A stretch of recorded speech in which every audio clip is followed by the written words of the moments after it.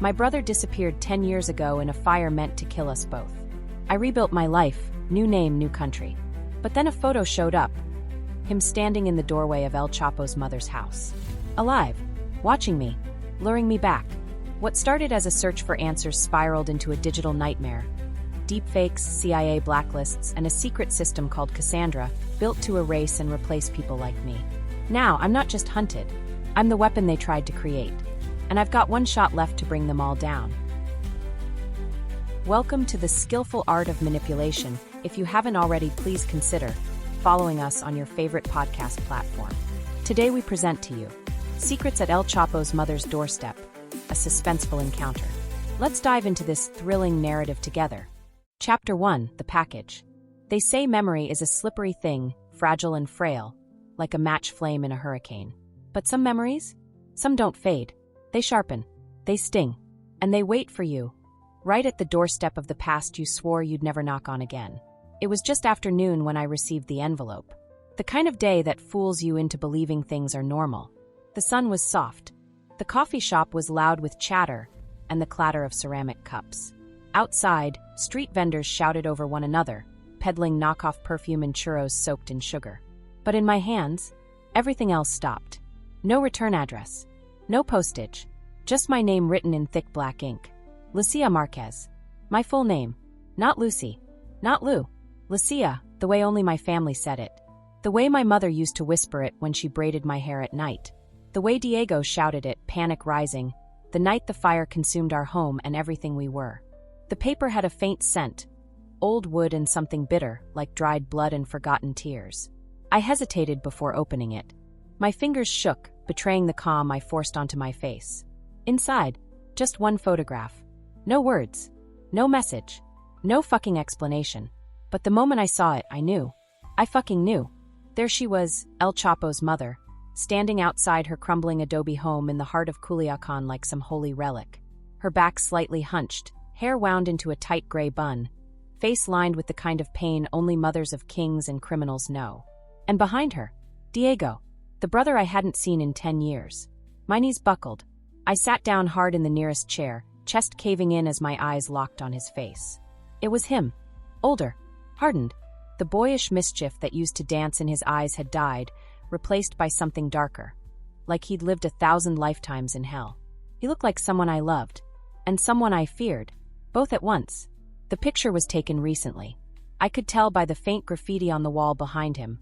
A new cartel tag I'd read about in an article just last week. It hit me like a slow bullet. He never left. He stayed in the belly of the beast, while I built a new life pretending that beast didn't exist. I didn't notice the tears at first. They slid down my cheeks quietly, leaving trails of salt on my skin. I wiped them away before anyone in the cafe could see me crack. He was supposed to be dead. That's what they told me. That's what the fire meant. But here he was, on the steps of a woman whose name was a prayer and a curse in Mexico. Why was Diego standing at her door? The answer sat heavy in my gut like swallowed stones. There was only one way to find out. I didn't sleep that night. I sat in my apartment with the photo laid out on the table under a single flickering bulb, pacing, spiraling, replaying everything. The night we burned. The screaming. The smoke. The gunfire. The way Diego shoved me out the back door and screamed for me to run, his voice cracking like glass. I never looked back. Until now. By morning, I'd made my decision. I booked the next flight to Mexico City. One way. No baggage. Just the photo, a burner phone, and a heart that beat like a fucking war drum. I took back roads most of the way down to Sinaloa. Avoided tolls. Drove with one eye on the mirror. The rental car smelled like mildew and stale cigarettes, and the radio only picked up 2 stations. One playing rancheras from the 1950s, the other a government warning about missing persons. I chose silence. As I drove through the desert, the sky bled from orange to deep purple.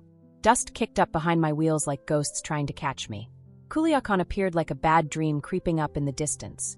Flat-roofed houses, power lines sagging low, and that unspoken hum of danger vibrating through the air. I parked 6 blocks from the house. I knew the street. I knew the neighbors. I'd walked it as a child with Diego when we used to sell tamales out of a dented metal cart to help Mama make rent. But nothing looked the same.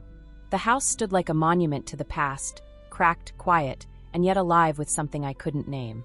I sat there for 2 hours. Watching. Waiting. The neighborhood was too quiet for dusk. No kids playing. No dogs barking. Just the hum of electricity and the occasional distant pop, maybe fireworks. Maybe not. At 8:46 p.m., a black SUV pulled up. Its windows were so tinted they reflected the sky. The engine didn't cut off, just idled, purring. The back door opened. A man stepped out. Dark suit. Clean shave. Scar that sliced through his top lip and down to his chin. He looked like a man who had killed with his hands, and preferred it that way. Then she appeared. Her. El Chapo's mother. She moved slowly, but each step commanded reverence. Even the man bowed his head slightly. She held out a single hand, and he placed a package in it, wrapped in brown paper, tied in red twine. Then, without a word, she pointed to the gate. He left, but the door behind her didn't close. It stayed open just a second longer, long enough for me to see him. Diego, still a shadow but closer now, standing behind her, watching her, watching me. 1,000 thoughts collided in my mind. Was this a message? A threat? A warning? Or was it a summons? Because that's when I saw it. The way his eyes flicked. Not toward her. Not toward the SUV. But directly across the street. Directly at me. He knew I was there. And he let me see him. On purpose. My blood ran cold. This wasn't a reunion. This wasn't forgiveness. This was bait. And I had just walked right into the fucking trap. Chapter 2, The Knock. There's a moment, just before your fist connects with a door you swore you'd never stand in front of, when time slows to a crawl. Your heart kicks at your ribs like it's trying to escape your body. Your breath catches in your throat. Every nerve in your body screams, turn around, run. But I didn't. I knocked. 3 sharp raps. Hollow and unsteady, like they came from someone else's hand. And then silence. No footsteps. No whispers. Not even the sound of a lock turning. Just the slow creak of ancient wood as the door opened half an inch. I waited. Seconds passed. My palms started to sweat. Then the door opened all the way, and the temperature seemed to drop 10 degrees. She stood there like a statue carved from bone and grief. Maria Consuelo Guzman. Her eyes were pale and heavy-lidded, but alert. Too alert. Her face bore the wrinkles of age, yes, but deeper than that, it carried the weight of history. She wasn't just a mother. She was the mother. Of a legend. Of a monster. Of a myth that bled across borders. And I was standing on her doorstep like a lamb that wandered into the lioness's den. Lucía Márquez, she said. Not asked. Not guessed. Stated. Her voice was soft, like silk soaked in gasoline. It could catch fire at any moment. Yes, I whispered, even though I hadn't said my name. She stepped aside. No welcome. No question. No smile. Just space. Enough for me to cross the threshold. I hesitated. 1 step. 2. 3. The air inside her home was thick with incense, smoke, and something metallic, like dried blood hidden in old wood. The house hadn't changed. Cracked tile. Virgin Mary statues staring down from every corner. Rosaries coiled like snakes around doorknobs. But underneath that was something new. Something wrong. Something watching. She gestured toward the couch, plastic-covered, untouched, probably the same one she'd had since the 80s. I sat. She didn't. Instead, she walked to the small wooden table by the kitchen archway, opened a drawer, pulled out a manila folder, and dropped it on the table in front of me like a weapon. I didn't reach for it. Not yet. You want answers, she said, her back still to me. I didn't respond. You want to know why he's alive? Her voice was even, almost motherly. Why Diego stood beside me last night. The sound of my brother's name in her mouth made my stomach twist. You want to know if he betrayed you? She finally turned, her eyes locking on mine like a needle piercing skin. Or if you betrayed him. I swallowed hard. Where is he? She smiled for the first time. Not kindly. Predatorily. You'll see him, she said. But first, you need to understand.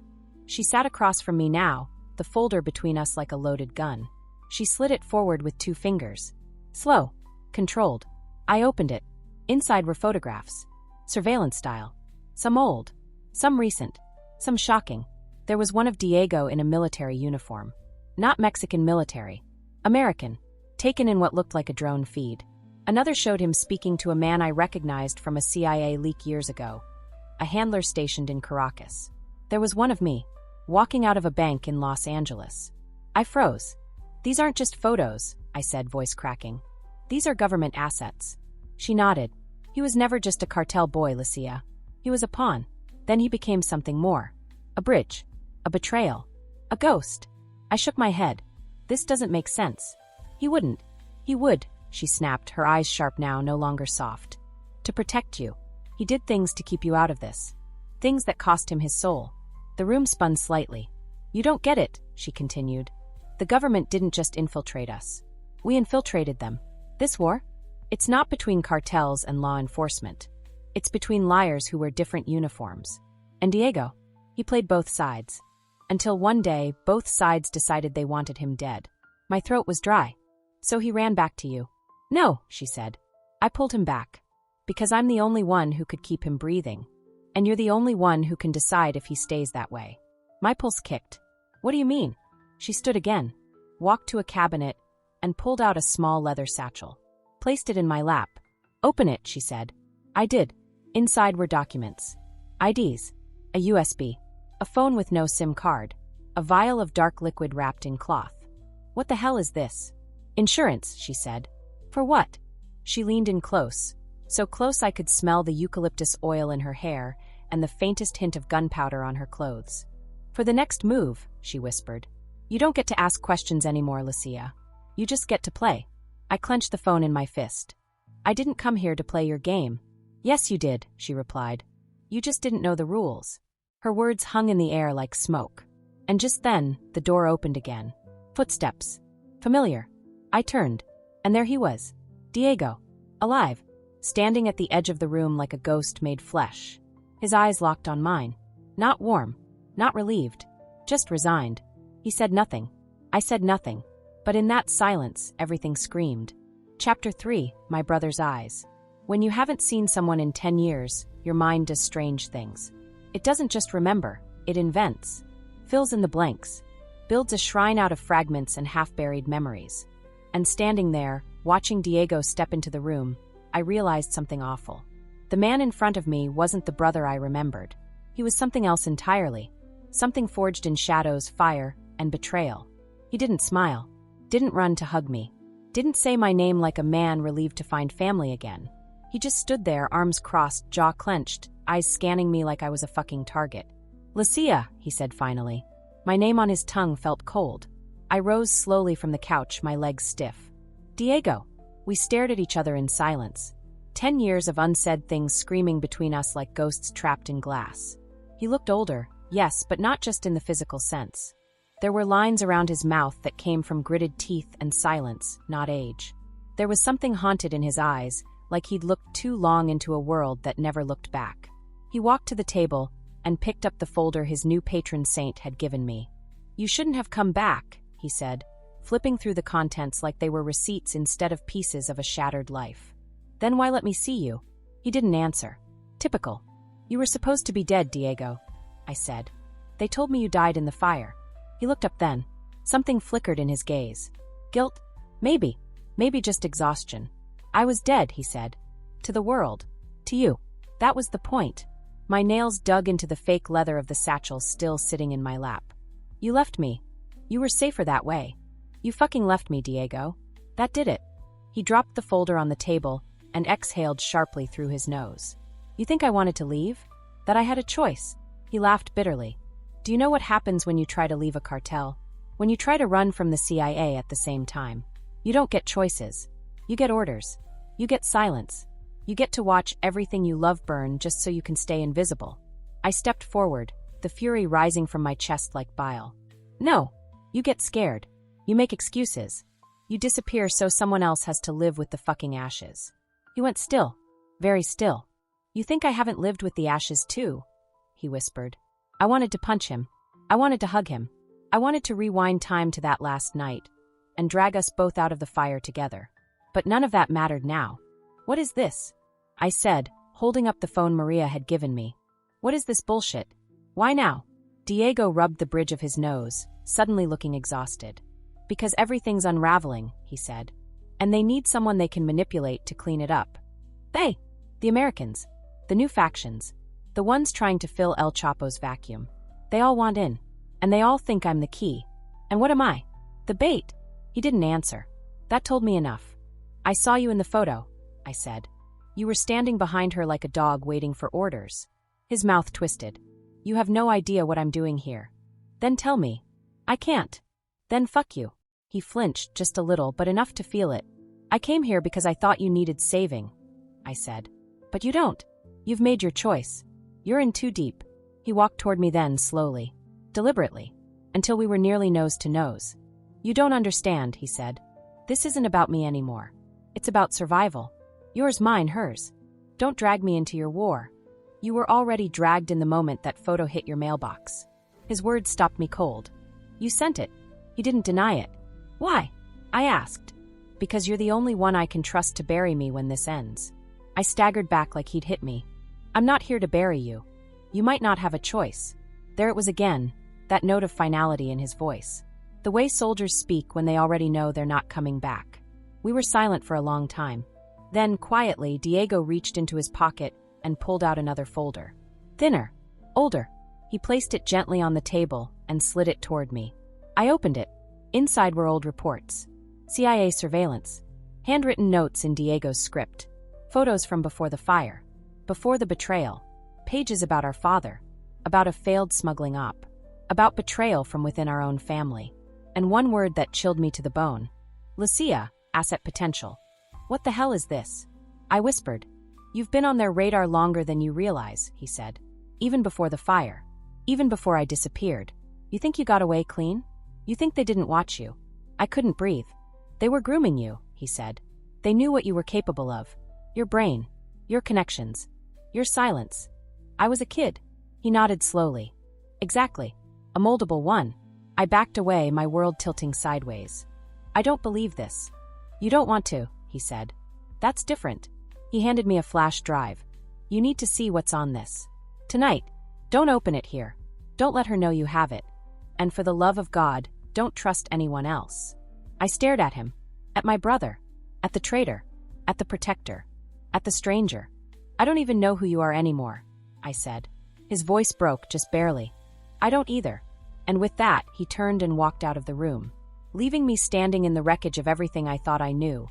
Folder in hand, past unraveling, future closing in like a noose. Chapter 4. The Drive. I couldn't stay in that house another second. Not with her eyes burning holes into my back from the next room. Not with Diego's words still ricocheting in my skull like shrapnel. Not with that flash drive pressed against my thigh like it was radioactive. I left the satchel. I left the folder. I didn't say goodbye. I walked out the door like I was still in control. Like I wasn't unraveling inside. Like the ghosts weren't walking beside me down the cracked sidewalk of a city that smelled like sin, sweat, and centuries of secrets. The second I hit the corner, I ran. Boots pounding on concrete. Heart thudding against my ribs. Hands clenched. Mind racing. The sun had already dropped beneath the horizon. The streets were painted in the colors of dusk, purple and gold bleeding into the bruises of night. Everything looked like it was holding its breath. Even the sky. I reached the car. Fumbled with the keys. Locked the doors the second I slid in. Started the engine with trembling fingers and pulled away from the curb like I was escaping a fucking war zone. Because in a way I drove in silence. No music. No talking. Just the hum of the engine and the white noise of my mind collapsing in on itself. My whole life, I'd believed I was the lucky one. The one who got out. The one who started over. New country. New name. New job. A clean slate. But now that slate was stained.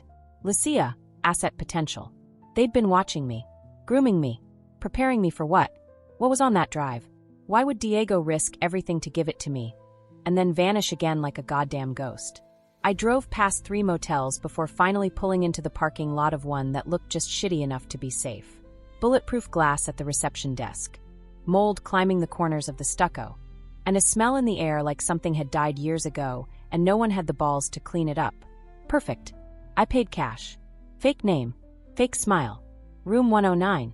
The kind of place where the walls were so thin you could hear your neighbors fucking and fighting, sometimes at the same time. Where the TV only worked if you punched it. Where hope came to overdose and disappear. I double-locked the door. Closed the curtains. Pulled the bedside dresser in front of the window just in case. Then I sat on the edge of the bed with the flash drive in my palm, staring at it like it might explode. It felt heavier than plastic. Denser. Like it carried not just data, but consequences. Choices. Finality. I took out my old burner laptop, booted it up with shaky fingers. No Wi-Fi, no Bluetooth, no location services, just code, just silence. The second the drive connected, a folder popped up. Cassandra. I hesitated, then clicked. Inside, 3 videos, 2 PDFs, and 1 audio file labeled simply, "Don't trust her." My stomach dropped. I clicked the audio file first. Diego's voice filled the room. He sounded different. Raw, scared, rushed. "Lucía, if you're hearing this, it means I've either disappeared or been compromised. Probably both. Maria isn't who she says she is. She's not just El Chapo's mother. She's been working with a third party, deep state, paramilitary, cartel-backed but with government clearance. This isn't about drugs anymore. It's about control, psychological warfare, media infiltration, digital propaganda. And you're part of it. Without even knowing, my blood ran cold. They've used your image, your voice, deepfakes, synthetic media. You were the perfect candidate. Bilingual, no criminal record, orphaned, vanished at the right moment. They created alternate identities for you, versions of you that exist online, underground, doing things you never did, speaking languages you don't speak, laundering money you never touched. I was shaking. They've built a web, Lucía. You're in the center. I tried to burn it. I tried to get out. But they threatened you. So I stayed. I became their shadow. But now it's collapsing. Too many eyes. Too many cracks. You have to run. Not just physically. Digitally. Kill your ID. Erase every trace. And whatever you do, don't believe a word she says. She wants to control you. And when she can't, she'll kill you. The file cut out. My breath caught. I stared at the laptop like it had grown teeth. I clicked on one of the videos. A surveillance feed. Grainy black and white footage. Time-stamped just 3 weeks ago. Me, or at least someone who looked like me, sitting in a sleek boardroom, dressed in a tailored suit, speaking fluent Russian. Except I don't speak Russian. I played the next video. Same woman. My face. Laughing on a yacht with men I didn't recognize. But one I did. A former finance minister who was found shot in the head 2 days after that footage was supposedly taken. The third video? Worse. A video showing me walking through an airport in Istanbul, carrying a briefcase. Cut to a bombing that happened 20 minutes later. No direct evidence tying me to it. Just timing. Just implication. Just enough. I slammed the laptop shut and jumped to my feet, pacing the room. What the fuck had I stepped into? This wasn't just about Diego. Or me. This was about identity. Control. Erasure. They were rewriting who I was. They were making me a weapon. And now I was standing in the middle of a war I never signed up for. I stared at myself in the mirror, heart racing. Who was I? Who wasn't I? And what the hell was I supposed to do now? I grabbed my burner phone, dialed the only number I had for Diego. It rang once, then nothing. Disconnected. I tried again. Voicemail. His voice, recorded and distant. If you got this far, you're already too deep. You have 1 move left. Make it count. I threw the phone across the room. It cracked against the wall, pieces scattering like broken truths. I slumped against the dresser, chest heaving, brain on fire. I wanted to run. I wanted to scream. But instead I started planning. Because if they built a false version of me, then I'd build a real one back. From the ashes. Chapter 5, Becoming Her. You'd be surprised how fast you can become someone else when survival stops being a concept and starts being a deadline. I didn't sleep that night. Not even for a second. I spent every hour dissecting the drive again, watching every frame of video, replaying every line of Diego's message until I could mimic his intonation, the strain in his voice, the kind of urgency that only comes from knowing you're already halfway dead. At 3:12 a.m., I made a decision. If they had created a fake version of me to manipulate the world, then I would become her. But this time on my terms. I started with the documents Diego left in the Cassandra file. Hidden inside one of the PDFs was a zip archive, encrypted but sloppily so. Someone got cocky. I cracked it open with a brute force tool I hadn't touched since my university days, hacking into outdated administrative servers to rig exam results for kids with coke habits and trust funds. Inside were hundreds of files. Flight logs, meeting transcripts, cryptic surveillance metadata labeled with my alias. One document in particular made my stomach turn, a dossier titled Mirror. It described me in third person, as if I were an asset under review. Subject exhibits high memory retention, risk assessment instinct, strong facial reading skills. Emotionally reactive under stress, but with coaching, could become a top-tier manipulator. I read it 3 times. They knew me better than I did. They had been studying me for years, tracking my social posts, my private emails, old voicemails I thought I deleted. They even documented how many times I cried in my sleep the first year after the fire. Who the fuck does that? I closed the file, breathed, steadied myself. They turned me into a story they could control. Now it was time for me to hijack the narrative. The next morning, I walked into a thrift store in the outskirts of Mazatlan, wearing a hoodie 2 sizes too big and sunglasses that swallowed my face. The shop was half clothing, half chaos, boxes stacked high, no real system, just colors and desperation. I found what I needed fast. A fitted black pantsuit, vintage but sharp, a red silk blouse, a pair of matte black heels, and a mirrored compact with a faded monogrammed L on it. That felt like a sign. I didn't just buy an outfit. I was buying a persona. When I stepped out of that changing room, even the cashier blinked twice. "You got a meeting or something?" she asked. "No," I said softly. "A reckoning."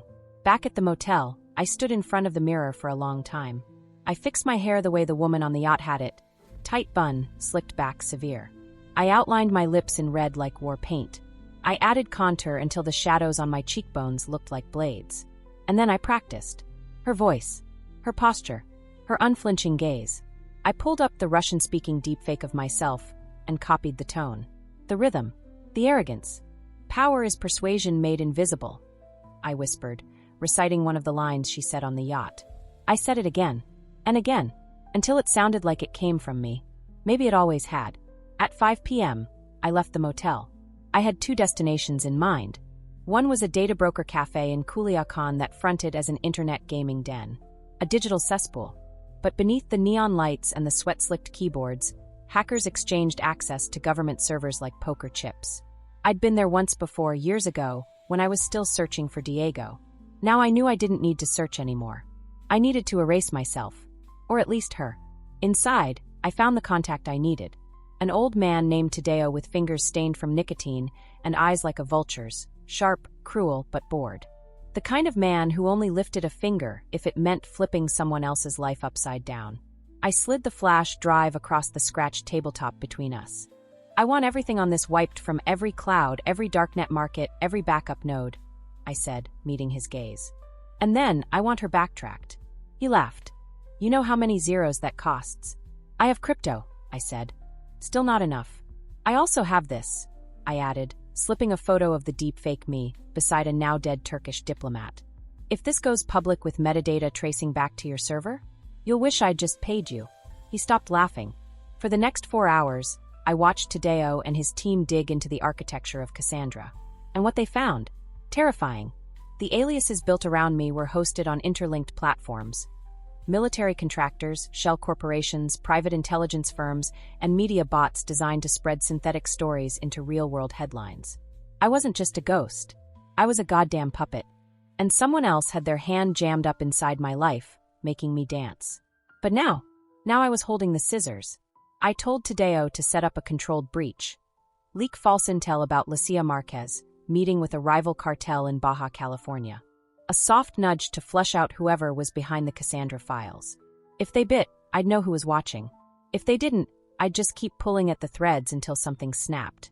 Before I left, he handed me a burner phone preloaded with a scrambled alert system. "If this pings red," he warned, "run." My second destination was a cathedral. Not for faith, for memory. It was the church where Diego and I had taken shelter the night after the fire. I sat in the very last pew, eyes trailing the faded mural of Saint Michael slaying the devil. Back then, I'd prayed for justice. Now I prayed for precision, because I wasn't the scared girl from 10 years ago anymore. I wasn't the manipulated ghost of a sister too traumatized to fight. I was the counterfeit queen they tried to create, rebuilt, repurposed, and now fully awake. I left the cathedral with new resolve. No more running. No more waiting. The next move would be mine. And if they wanted to bury me beneath layers of deception, manipulation, and fear, they'd have to dig deeper. Because now, I was becoming her. But this time, I was in control. Chapter 6, The Judas Frequency. There's a moment in every game of manipulation where the manipulator begins to wonder if they're the one being played. I hit that moment somewhere between my third burner phone and the sound of someone following me through the second alley of the day. At first, I thought it was paranoia. You spend enough time in motel rooms staring at yourself in the mirror, rehearsing identities you never chose, and you start thinking every car is watching, every glance is loaded, every cough is coded. But this wasn't paranoia. This was precision. Whoever was tailing me moved like someone trained to blend in. No sudden movements, no eye contact. A subtle shift between pedestrians. A tap here, a pause there. Someone who didn't need to hide behind corners because they were the corner. And worse, they smelled familiar. You don't forget scent, not when it's tied to pain. Or betrayal. Or memory soaked in gasoline. Earlier that day, I thought I had the upper hand. I sat in a dim cyber cafe behind the shell of an old tamale shop, watching Tadeo's network feedback real-time alerts to my burner. The Cassandra breach was working. The fake meeting I set up in Baja had been scraped by 10 different accounts within an hour, each with ties to different intelligence front orgs across 4 continents. They didn't just bite, they sank their fucking teeth in. An Israeli shell company had logged the metadata and traced it back to a Lucía Márquez, forwarding the hit to a defunct DEA field office. From there, the data was passed up through a Venezuelan counter-narcotics division and finally looped back through a dark web mirror node owned by Blackridge Systems. My blood froze. Blackridge was a private security firm my company in the US had consulted with for a cybersecurity audit 2 years ago. My company, my clean slate, the life I thought I built on my own. They were never protecting us. They were profiling us. At 2:43 p.m., I walked into a decaying taqueria with peeling paint and a mural of the Virgin Mary half burned off the wall. I ordered nothing, just sat in the farthest booth with my laptop, headphones in, and loaded the last audio file Tadeo decrypted for me from the Cassandra drive. It was glitchy, distorted, but the voice was unmistakable. Maria. She doesn't know what she is. That's what makes her useful. The lie must be complete, she must believe it. Only then does she inspire belief in others. Control begins with conviction. My skin went cold. She hadn't just known. She had orchestrated it. If Diego makes contact, do not abort. Let him speak to her. Let her think he is the leak. He still believes he's protecting her. That's his utility. He's the tether. I slammed my laptop shut. The room spun. I stumbled out of the booth like I'd been gut-punched. Diego wasn't saving me. He was delivering me. I walked back to my car in a daze, feeling the tectonic shift inside me. The floor cracking beneath every assumption I'd built my comeback on. He was never the ghost in the machine. He was the fucking key. Whether he knew it or not, Diego had been weaponized. And now so had I. That night, I checked into a different motel under a new name, Isabel Salgado. Fake ID, fabricated background, digital footprint erased with the help of Tadeo's data scramblers. I stood in the shower until the water ran cold, scrubbing at my skin like I could erase the version of myself that kept letting people in, kept believing that love could coexist with war. The memories came back like razors. The fire, Diego's scream, my name, shouted in the smoke. His arm around me. The shove. The back door. The escape. How much of that was real? Had he saved me? Or planted me? I sat on the edge of the motel bed wrapped in a towel, staring at a blank notepad like it might write the truth for me. Then I remembered something Diego said back in Maria's house. They think I'm the key. What if he was? And what if I still had access to the lock?